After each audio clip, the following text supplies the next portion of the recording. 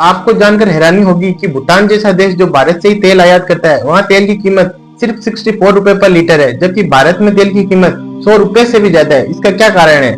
इसका ये कारण है कि भारत सरकार पेट्रोल और डीजल पर लगभग 50 से 60% टैक्स लगाती है।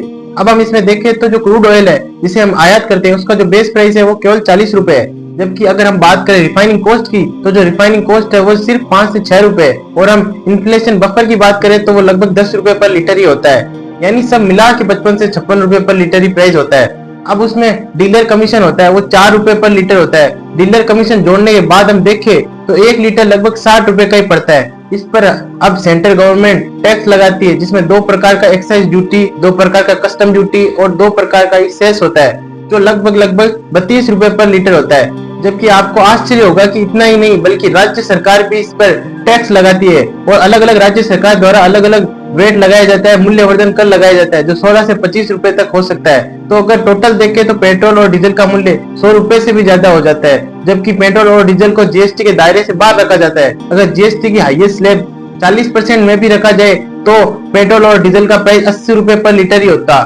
यानी पेट्रोल डीजल का मूल्य कम हो सकता है अगर जीएसटी के दायरे में लाया जाए।